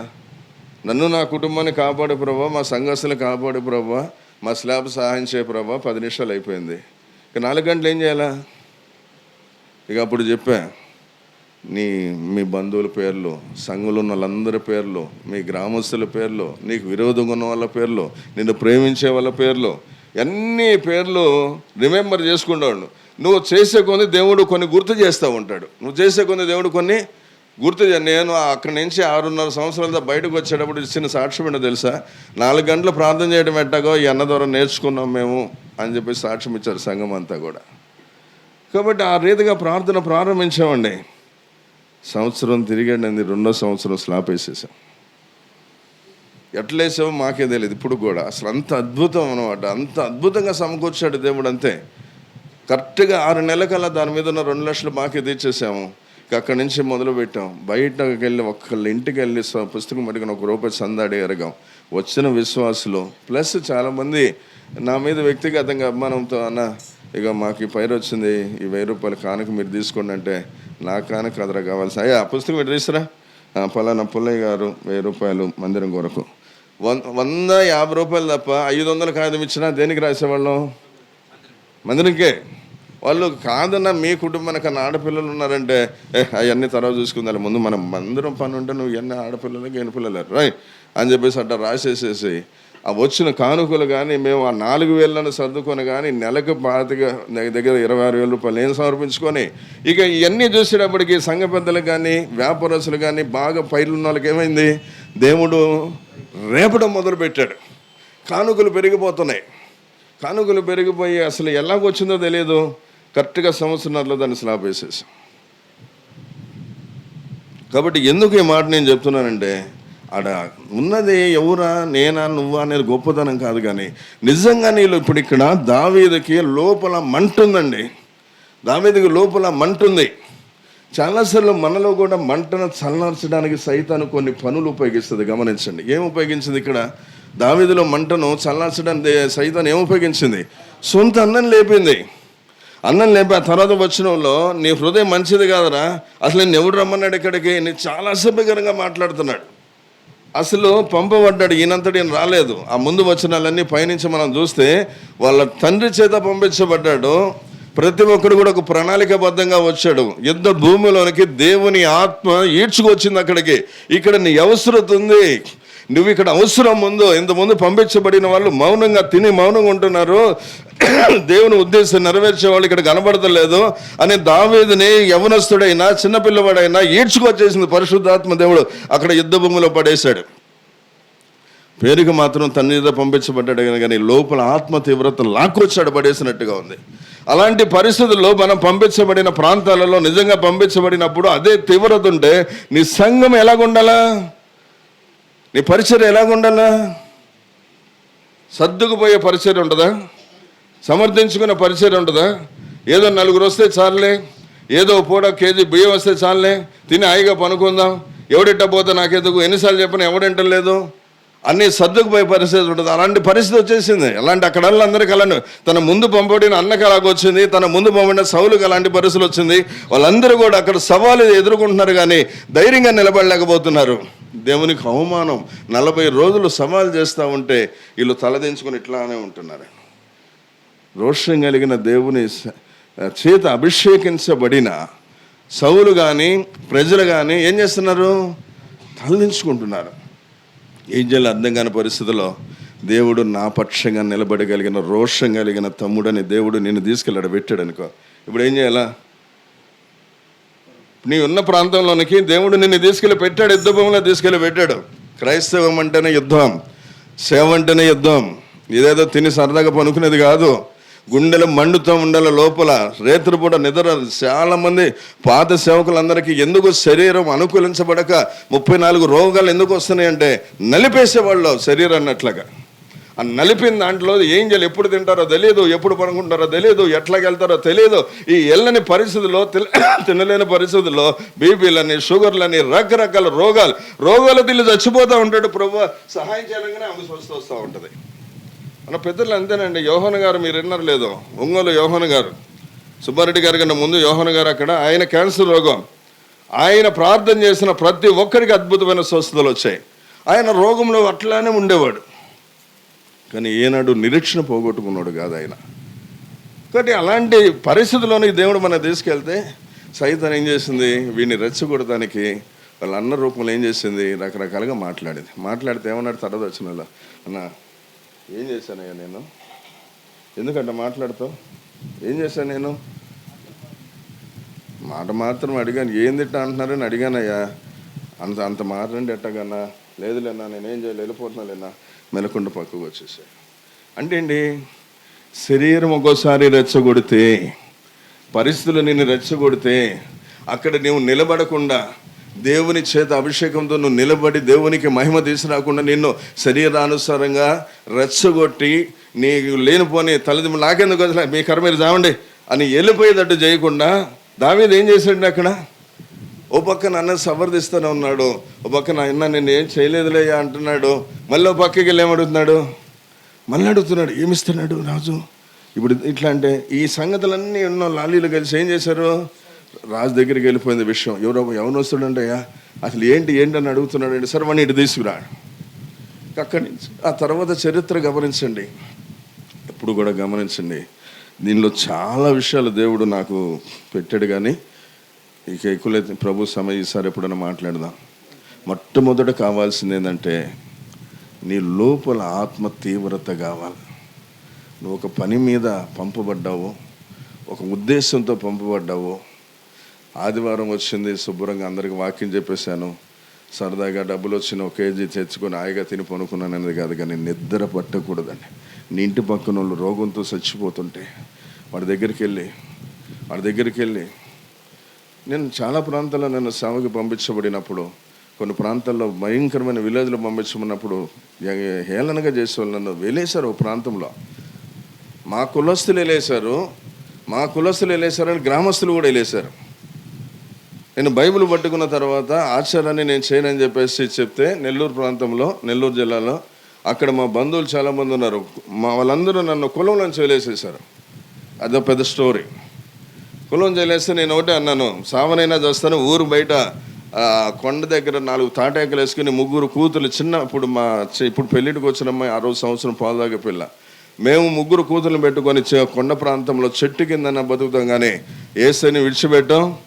దేవుడు కాని వాటికి మేము రాజీపడి ఇక మళ్ళీ రాం అని చెప్పేసి నిలబడినప్పుడు వాళ్ళు కోపం వచ్చి నన్ను, అరే వీళ్ళింటికి కబుర్లు చెప్పమాకండి, పెళ్ళిళ్ళకి వెళ్ళమాకండి, అసలు గ్రామంలో వీడికి ఎవడు ఇల్లియటానికి ఇల్లేదని చెప్పేసి నేను మాట్లాడేశారు. ఊరు బయట గబ్బిలాలున్న ఒక ఎస్సీ ఇల్లు వాళ్ళది ఎప్పుడో ప్లాస్టింగ్ లేకుండా కట్టి వదిలేసి చెన్నై వెళ్ళిపోయారు. నెల్లూరు కానించి మీరు అవతల నాయుడుపేట ఇంకా అవతల దాకా ఆ ప్రాంతాల్లో ఉన్న ఈ పల్లెల్లో ఉన్న వాళ్ళందరూ కూడా ఏం చేస్తారంటే చెన్నైకి పనులకు వెళ్ళిపోతారు. ఎక్కువ మంది లోకలు ఉండేది తక్కువ. అలా పాడుపడిపోయిన ఇల్లు లోపల ఇంటి నిండా గబ్బిలాలు. దానికి ఊరు బయట 150 రూపాయలకి బతిమలాడుకొని, ఫోన్లో బతిమలాడుకొని తీసుకొని దగ్గర ఒక 150 గబ్బిలాలు చంపుంటాను. ఇంకొక 100 ఉంటాయి. ఇక చంపలేక వదిలేసి అవి మేము కలిసి సంసారం చేసాం కొన్నాళ్ళు ఆ ఇంట్లో. అలాంటి ప్రాంతంలో అలాంటి పరిస్థితులు ఊరందరూ అనేవాళ్ళు వాడు వెలువేయబడ్డాడు అనేవాళ్ళు. వాళ్ళతో నేను ఒకరోజు సవాల్ చేశాను, నా దేవుణ్ణి అనుకోకపోతే మీరు ఎవరు బతకట చచ్చిపోతారన్న. వాళ్ళకు రోషం వచ్చింది. మీదని మేము అనుకోవడం వెంటరా, ఏ తమాషాగా ఉందా ఏంటి అది ఇది అన్నాడు. నా దేవుణ్ణి మీరు ఉచ్చరించకపోతే మీకు ఊపిరి లేదన్నా. ఏంటి ఎందుకు లేదని ఒకసారి కోపం వచ్చింది. 4 వచ్చేసారు. మీరు గాలి పీలిస్తే ఏ సౌండ్ వస్తుంది చెప్పిన వాళ్ళలో కొంచెం బాగా ఈ గ్రంథాలు, హైందవ గ్రంథాలు పాండిత్యం కలిగిన ఆయన ఉన్నాడు, మాకు మామయ్యతాడు ఒక ఆయన. గాలి పీలిస్తే ఏమొస్తుంది అని వస్తుందన్న, వదిలిపెడితే ఏమొస్తుంది అంటే కలుపు అన్న. గాలి పీలిస్తే ఏమొస్తుంది, వదిలిపెడితే షూ వస్తుంది. అంటే యేసు యేసు యేసు. నువ్వు గాలి పీల్చి వదిలిపెట్టకపోతే చచ్చిపోతావు. గాలి పీల్చాలి, వదిలాలంటే సౌండ్ ఏమొస్తుంది, సు సు యేసు యేసు అనే మాట ఉన్నంతసేపే నువ్వు బతికేది. యేసు అని అనకపోతే నువ్వు ఏ కులమైనా, ఏ మతమైనా, ఏ జాతి అయినా, ఏ ప్రాంతమైనా, ఏ దేశమైనా సరే, నా యేసుని నువ్వు హృదయంలో ఇష్టమైనా సరే, యేసు అంటేనే నువ్వు ఊపిరితో బతుకుతావు. లేకపోతే నువ్వేందో నన్ను లేసేది అని చెప్పేసి అని నాకు కోపం వచ్చేసాను అవతలకి. నిజంగా వాళ్ళంతా అంతే. నిజంగా ఆ రోజు అందరూ ఆలోచన చేశారు, తలదించుకున్నారు. అన్న అది నీకు తెలియకుండా ఊపిరి పీల్చుకోబట్టే బతుకున్నావు, అది భూమి మీద బతుకున్నావు. నీ అంతరంగంలో కానీ హృదయంలో నువ్వు నిజంగా ఈయన దేవుడని ఒప్పుకోగలిగితే నరకం తప్పించి మోక్షంలో బతుకుంటావు. ఇది 2 విషయాలు ఉన్న అర్థాలు. ఇంకేమక్కల బైబుల్ చెప్పేది అదే అని చెప్పేసి వాళ్ళకి చెప్పి అదే ప్రాంతంలో సవాలుగా నిలబడి సేవకులు ఒకటి అనేవాడిని, దేవా పలానా వాళ్ళ ఇంటికి వెళ్తున్నాను. ఒక కుర్రోడు అండి మనసు మీద పనుకున్నాడు. కొత్తగా పెళ్ళైతే ఆ కీళ్ళు పట్టుకుపోయి భయంకరంగా అదొక రోగము. యవ్వనస్తురాలు పాపం వాళ్ళ ఆవిడ పక్కనే నుంచుని ఉంటుంది. ఆ పల్లెటూరు, అది నెల్లూరు జిల్లా ఏసుపేట మండలం. ఇక మనసు తపన లోపల ప్రార్థన చేస్తుండనే ఇల్లు వాళ్ళకి చెప్పు అని అంటున్నాడు దేవుడు. ఆడికి వెళ్తేనే వాళ్ళ అమ్మ కానీ వాళ్ళందరూ కానీ ఈ మతం మాది కాదు కానీ మా దేవుడు మాకున్నాడు కానీ వెళ్ళిపో అని చెప్పేసి వాళ్ళు అసభ్యకరంగా మాట్లాడారు. 2 సార్లు మాట్లాడారు. 3వసారి ఇక నాకు కూడా అహం ఉంటుందిగా కొంచెం. ఇక ఈ పోరాటం అంతా ఇంట్లోకి వెళ్ళి తలుపేసుకొని, నిజంగా నేను నీ దాసుడినైతే, నిజంగా నన్ను ఎల్లమంది నువ్వే అయితే, నిజంగా నా ప్రార్థన వాళ్ళకిస్తే, వాళ్ళే వచ్చి నా ఇంటికి వచ్చి అయ్యా మా అబ్బాయికి ప్రార్థన చెయ్యని పిలిచిందాక నేను వాళ్ళ ఇంటికి వెళ్ళను. అప్పుడు దాకా మాత్రం నేను సరిగ్గా అన్నపానాలు, సరిగ్గా నిద్ర అనేది ముఖ్యం కాదు అని చెప్పేసి ఇక తలుపు వేసుకొని పోరాడుతూ మొదలుపెట్టానండి. పోరాడుతూ ఏంది లోపల మంట. వాడు చచ్చిపోతున్నాడు. పక్కన యవ్వనస్తురాలైన ఆడపిల్ల. అసలు వాళ్ళు కాపులు రెడ్లు, వాళ్ళు అక్కడ వాళ్ళని రెడ్ల కాపులు అంటారు నెల్లూరు జిల్లాలో. ఇక్కడ మన కాపుల్ని ఏమంటారంటే అక్కడ వాళ్ళు బలిజోళ్ళు అంటారు. అట్లాగా ఉన్న పరిస్థితుల్లో అసలు నిద్ర పడతలేదు. మా ఇంట్లోనో వాళ్ళెట్ట పోతే నీకెందుకని, నువ్వు అన్నం తిన్నాను ఆయన, నువ్వు అసలు మరీ ఎండిపోతున్నావు, అసలు ఇదిగా ఉందండి. కుదరదని చెప్పేసి అని నెల రోజులు పోరాడండి.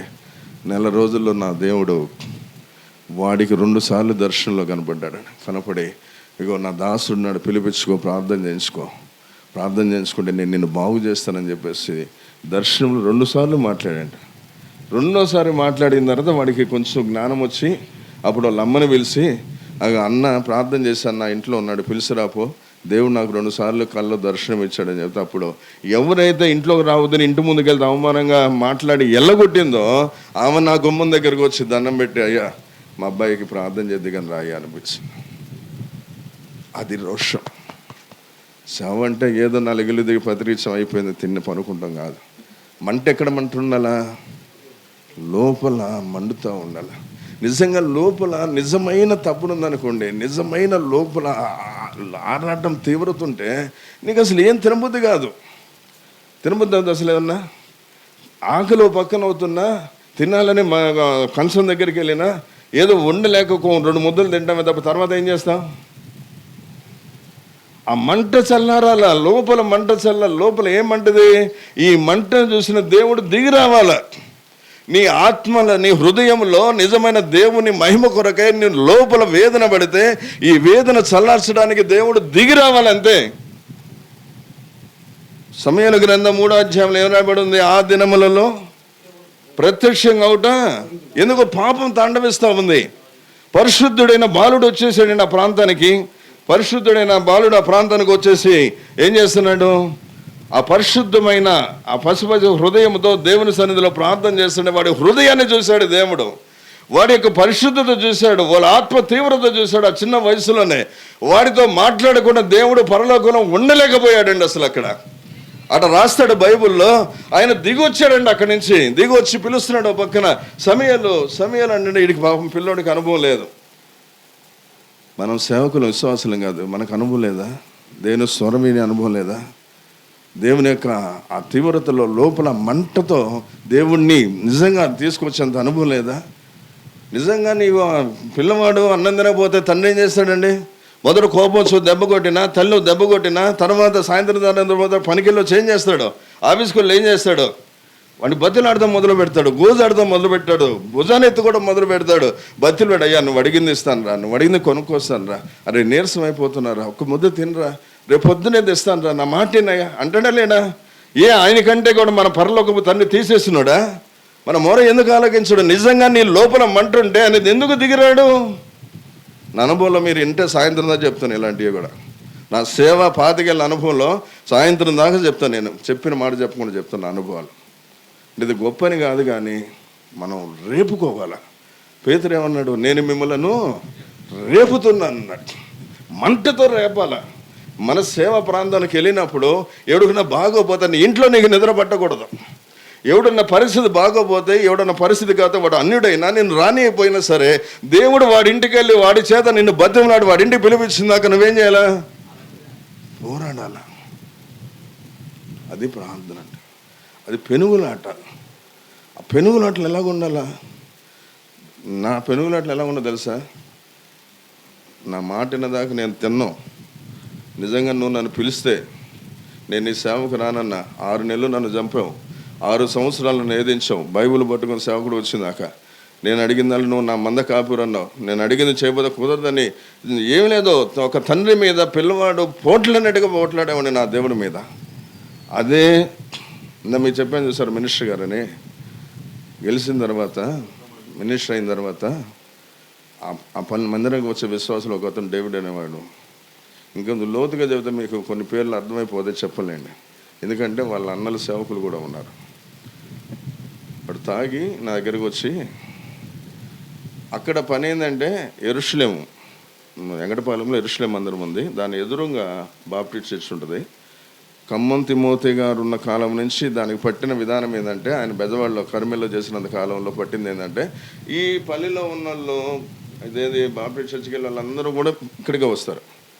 ఇక్కడ పెద్దలందరూ ఏం చేస్తాడు, కుల పెద్దలు అందరూ ఏం చేస్తాడు, అప్పుడు తిమోతి గారి దగ్గరికి వెళ్ళయ్యా, మా వాళ్ళందరూ కూడా అక్కడికే వస్తున్నారు, మరి మేము మందిరం కట్టుకున్నాం, బాప్టిస్ట్ మందిరం కట్టుకున్నాం, పగలు మీ దగ్గర చేసుకోండి, సాయంత్రం అక్కడ కాసేపు పెట్టండి ప్రార్థన, 2 మీ అనుకుని పెట్టండి అని చెప్పేసి అప్పుడు ఖమ్మం తిమోతి గారి ద్వారా 2 కనెక్షన్ చేశారు అక్కడ. ఇక్కడ వెంకటపాలెంలో రాఘోపురం నుంచి ఒకసారి ఒక అన్న వచ్చాడు, పెద్ద వయసు ఆయన చేత అప్పుడు బయట బాప్టిస్ట్ దగ్గర నైట్ సాక్ష్యం కూడా చెప్పించాం. ఇప్పుడు అయితే ఇక ఆ విధంగా జరుగుతున్న పరిస్థితులు లేదా సందర్భం మళ్ళీ పక్కకి వెళ్ళిపోయింది. అయితే అక్కడ బయట ఓపెన్ మీటింగ్, ఇక్కడ ఏం చేస్తామంటే మార్చి 26వ తారీఖున బేస్ చేసుకుని బల్ల పెట్టింది యెరూషలేంలో, దాన్ని బేస్ చేసుకుని 3 రోజులు స్పెషల్ మీటింగ్స్ పెడతాం హెబ్రోన్ పిలిపించి. ఇక్కడ ఏం చేస్తామంటే ఏప్రిల్ ఇక్కడ పెడతాం 3 రోజులు, మళ్ళీ మన హెబ్రోన్ నుంచే పిలిపించి ఇక్కడ పెడతాం. ఇక్కడ కుర్రోళ్ళు, మన పల్లెలో కుర్రోళ్ళు కూడా సహకరించి వాళ్ళు మంది బాప్టిస్ట్ చర్చ్ ముందు పెద్ద టెంట్లు వేస్తారు, అదే మందిరంలో పెడతాం, ఇదే ఓపెన్లో పెడతాం. ఈ ఓపెన్లో పెడతానికి డేవిడ్ అయిన కుర్రాడు పల్లెలోంచి వచ్చి నా దగ్గరకు వచ్చి, అన్న ఒక పని చేయాలన్నా అని అన్నాడు. చెప్పయ్యా అన్న రేపు మీటింగ్స్ పెడతారు కదన్నా, మినిస్టర్ గారితో మాట్లాడానన్నా, మా అన్నోళ్ళు మేము అందరం వెళ్తే వస్తామన్నారన్న, మినిస్టర్ గారిని పిలిచి కొంచెం సన్మానం చేసి దండేసి ఆయన చేత 2 మాటలు చెప్పి పంపించేద్దాం. మరి అంతే కదా, చేద్దాంలే. కాకపోతే ఒక పని చేయ, దేవుని వాక్యం చెప్పేటప్పుడు అవమానం, అది అట్లా చేయకూడదు. మీరు చేతనైతే మినిస్టర్ గారిని ముందు తీసుకురండి, మనం ప్రేయర్ స్టార్ట్ చేసేటప్పుడే మనం ఆ కార్యక్రమం చేద్దాం. లేదు మధ్యలో వచ్చాడంటే మంచి కుర్చీ వేయండి, ఏది మంచి స్పెషల్ కుర్చీ తెచ్చి చేయండి, సోఫా లాంటిది. అయ్యగారు కూర్చుండే కాసేపు వాక్యం వింటాడు. ప్రేయర్ వాక్యం అయిపోయిన తర్వాత మనం చేద్దామంటే వాడికి లోన మండిపోయి ఉంటాడు. ముందంట జనం ఎవరు రారంట, వాక్యం అయిపోయిన తర్వాత అందరూ లేచి వెళ్ళిపోతారంట. మధ్యలో వాక్యం ఆపల్లా ఆయన పిలుచుకొచ్చి శాలోలు కప్పి సన్మానం చేయాలంట. ఇప్పుడు చెప్పండి, నిజంగా ఎవరన్నా హెబ్రోన్ సేవకులు చేస్తారు ఇట్లాగా? చేయకపోతే అక్కడ ఉంచారు, నన్ను చేస్తే దేవుడు ఊరుకోడు, చేయకపోతే వాడు ఊరుకోడు, ఎందుకంటే ఆ పల్లెలో మొత్తానికి నాయకుడు వాడు. ఇప్పుడు నేనేం చేయాలా? నేను ఒకటే చెప్పా, కుదరదు అన్న. నువ్వు అట్టగా నేను తీసుకొచ్చిన కుదరపోతే అసలు వారం తిరిగేటప్పటికి ఊరి నుంచి నేను ట్రాన్స్ఫర్ చేపిస్తాను, జీటీ గారితో మాట్లాడి అన్నాడు. సరే పోతే ఇంకో ఊరు వెళ్ళిపోతాలే, సరేపో అట్లని చేద్దాంలే పోరా అన్న. మా భార్య పిల్లలు కూడా చెప్పలేదు మాట, సంఘ పెద్దలు కూడా చెప్పలేదు. కరెక్ట్గా 15 రోజులు టైం ఉందండి. 15 రోజులు నాకు సమయం దొరికినప్పుడల్లా రేతులల్లా పోరాడేవాడిని దేవుని దగ్గర. ప్రభువా, నిజంగా నేను నీ సేవకుడిని అయితే, నిజంగా నువ్వు నన్ను ఈ ప్రాంతాన్ని నువ్వే ఈ సేవ కోసం పంపించుంటే, ఆ 3 రోజులు మినిస్టర్ గారు మా ఆంధ్రప్రదేశ్లో కనబడకూడదు. ఎక్కడ కనబడకూడదు? అసలు మన ఏరియాలో కాదు, అసలు ఆంధ్రప్రదేశ్లో ఉండకూడదు. నువ్వు ఏమైనా చేయగలవు, శూన్యంలో సృష్టిని కలగజేసిన దేవుడు ఏమైనా చేయగలవు అని చెప్పేసి ఇక నాకు బాగా ఏడుపు వచ్చేదండి. ఎందుకంటే వాడు తోసుకొని వచ్చి సవాలుగా మాట్లాడుతుంటే నా దేవునికి అవమానం ఉన్నప్పుడు అయితే ఒక్కోసారి చిన్నపిల్లలకి ఎక్కి ఏడ్చేసేవాడిని. నిజంగా నీ సేవకునైతే ప్రభు నువ్వే పిలుచుంటే, నువ్వే తీసుకొచ్చుంటే, అసలు వాడు మా ఏరియాకి అడ్రస్ ఉండకూడదయ్యా, నువ్వు చేయగలవు, నిజంగా నీ దాసుని నేనైతే నా మాటను వాగేస్తే అట్లా చేయగలవు అని చెప్పేసి వాళ్ళకి ప్రార్థన చేస్తాం. 15 రోజులు వాళ్ళు ఏం చేస్తారో తెలుసా? 15 రోజుల ముందు మా ఏరియాలో తాడేపల్లి ప్రాంతంలో గుర్ర బళ్ళు ఉంటాయి. ఒక బండికి 4 గుర్రాలు కడతారు, సినిమాలో చూపెడతారు చూసారు అట్లాగా. దానికి గోల్డ్ కలర్ వేసేసి ఊరు ఎంట్రన్స్ 2 కిలోమీటర్లు బయట ఉంది సలివేంద్రం అని. ఇప్పుడు మందడం ప్రాంతం, ఇప్పుడు రాజధాని ప్రాంతం ఉన్నది ఆ ఏరియానే. అక్కడి నుంచి 2 కిలోమీటర్లు లోనకి రావాలా. భారీగా తప్పెట్లు మాట్లాడి, గుర్రబ్బని మాట్లాడి, ఆ సలివేంద్రం సెంటర్ నుంచి ఈయన రథం మీద 4 గుర్రాలు ఉన్న రథం మీద ఊరేగించుకుంటూ ప్రేయర్ దగ్గరికి తీసుకురావాలా. అది వాళ్ళ అడ్వాన్సులు కూడా ఇచ్చేశారు. నేను ఈ పక్కన ప్రార్థన చేస్తున్నా, వాళ్ళు అడ్వాన్సులు ఇచ్చి అల్పనాలు చేస్తున్నారు. మినిస్టర్ గారు వస్తానని ప్రామిస్ చేశాడంట. ఇప్పుడు ఏం చేయాలా? భార్య చెప్తే ఏమంటుంది, నీకెందుకే ఆ సామెత చేసుకొని మనం ఈ రోజున్న రేపు పోతాం, వాళ్ళతో గొడవ ఎందుకు మనకి అంటారా? అనండి. వాళ్ళు ఎక్కువ మంది సహకరించే వాళ్ళు ఎంతమంది? అయ్యా నువ్వు తినబోదు నేను కూడా తినకుండా ఏడుతానని వాళ్ళు ఎంతమంది ఉన్నారు? ఇవాళ బలహీనలు కదా. నా భార్య కూడా చెప్పలేదు, నేను చెప్పకుండా అదే ప్రకారం కరెక్ట్గా మన రేపొద్దున ఇది అనగా మీకు అప్పుడు రాజకీయాల్లో ఉన్న వాళ్ళకి తెలుస్తుంది, సెంట్రల్లో ఏదో పెద్ద పెను తుఫాన్ లాంటి మార్పులు వచ్చి అప్పుడు ఇమీడియట్లీగా స్టేట్లో ఉన్న మినిస్టర్లందరినీ కూడా, ఎందుకంటే రాజశేఖర్ రెడ్డి టైంలోనే మన అప్పుడు సెంట్రల్లో గవర్నమెంట్ ఫామ్ అవటానికి మన ఆంధ్రప్రదేశ్ రాజశేఖర్ ద్వారానే అప్పుడు మొత్తం అందరూ మినిస్టర్ అందరూ వచ్చామని చెప్పేసి వారం రోజులు ఉన్నారు అక్కడ. ఎవరు లేడు, ఆంధ్రాలో ఎవరు లేరు. ఇక అప్పుడు ఎప్పుడైతే ఆ విధంగా జరిగిందో, మీటింగ్స్ మొదటి రోజు అయిపోయింది, 2వ రోజు అయిపోయింది, 3వ రోజు అయిపోయింది, 4వ రోజు రోడ్డు మీద కనబడితే, రా డేవిడ్ ఎంత పని చేసావురా, నీకోసం ఎంత ఎదురు చూసానా 3 రోజులు అంటే, వాడు ఊరికన్నా అని సిగ్గుతో తలంచుకొని వెళ్ళిపోయాడు. ఆడ మినిస్టర్ అన్నా ఆడు వెళ్ళాము ఢిల్లీలో కూర్చోండి 6 రోజుల నుంచి. అసలు అడ్రస్ లేడు. మేము గుర్రం వాళ్ళకి డబ్బులు ఇచ్చాము, మైకులకి డబ్బులు ఇచ్చాము, వాడు ఎవడు ఇవ్వలేదు. మాకు ఎన్ని వేలు లాసాను అసలు. మరి మేము ఎదురు చూసాంరా పైకి పిలుద్దామని. ఇది రోషం. ఇది ఎక్కడ రోషం అండి? కోపం ఎవడన్నా ఏదన్నా అంటే కర్ర తీసుకుని వెళ్ళి తన్నుకున్న రోషం కాదు, గదిలో పెనుగులాడే రోషం. దేవునితో ఈ మాట అన్నప్పుడు ఎందుకు జరగదు పెనుగుల అది ఇక్కడ దావీదులో ఉన్న రోషం. అన్న ఏం చేశాను నేను, ఎందుకంటే మాట్లాడతా ఊరికే ఏందో అలీలు చెప్పుకోనండి, ఏందని అడిగానయ్యా, అంతే కదయ్యా, ఎందుకంటే మాట్లాడుతూ వెళ్ళిపోయాడు.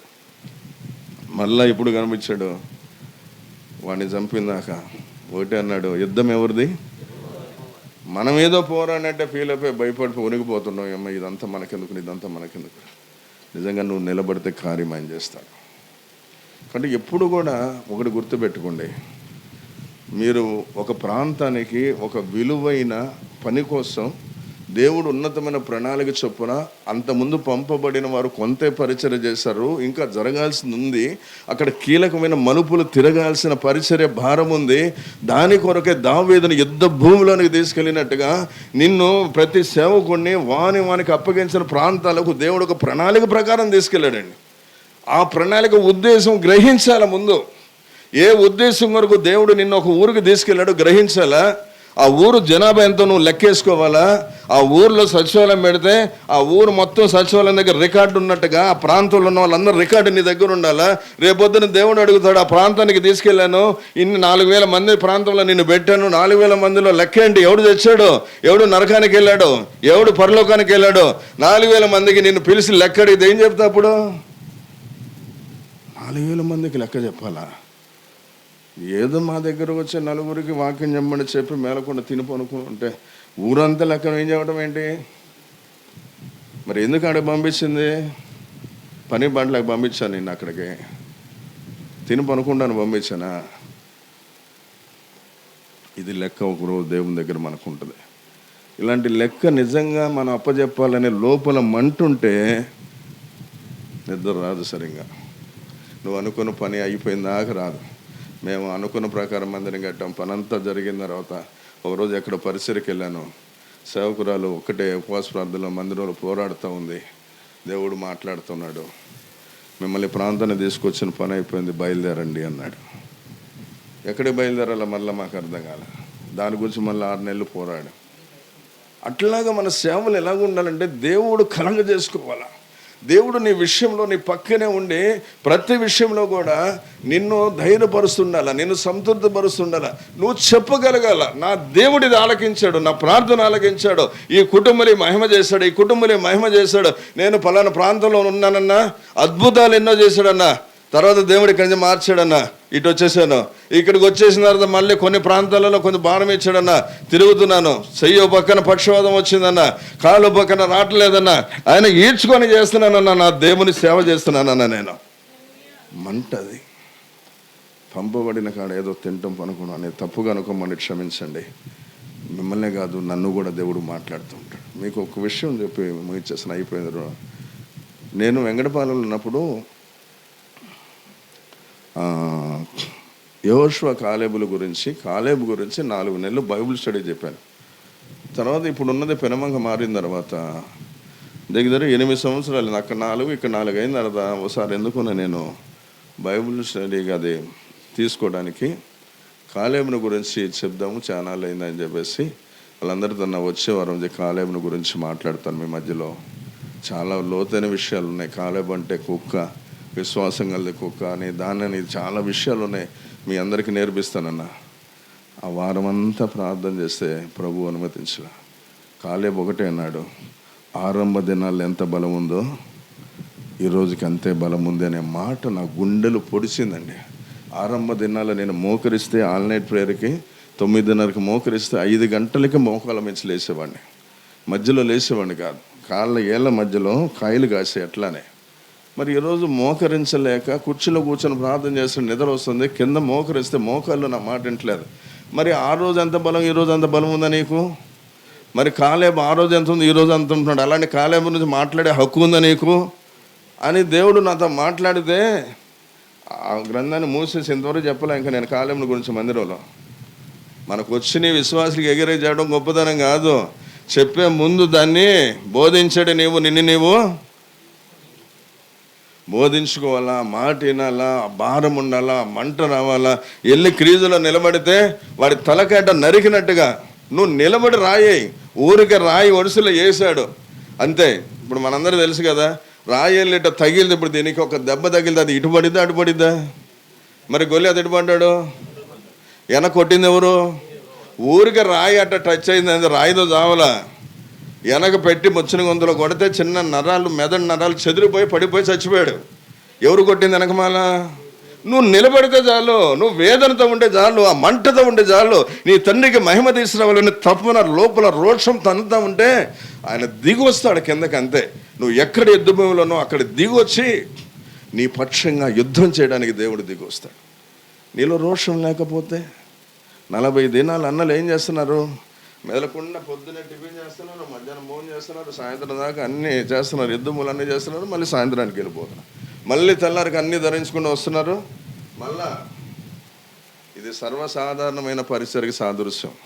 మంట లేని పరిచర్య, ఆత్మ తీవ్రత లేని పరిచర్య. ఏదో నలుగురు వచ్చారా, అమ్మ బాగున్నారా, ప్రార్థన చేసుకున్నారా, ఇదమ్మా, ఇది కాదు. ఇది అన్న ఎల్యాషీబ వాళ్ళ అన్న చేసిన పరిచర్య, అది దావీదు పరిచర్య, అది కాదు. అలాగ మనల్ని అందరినీ దేవుడు సిద్ధపరచునుగాక. ప్రార్థన చేసుకుందాం.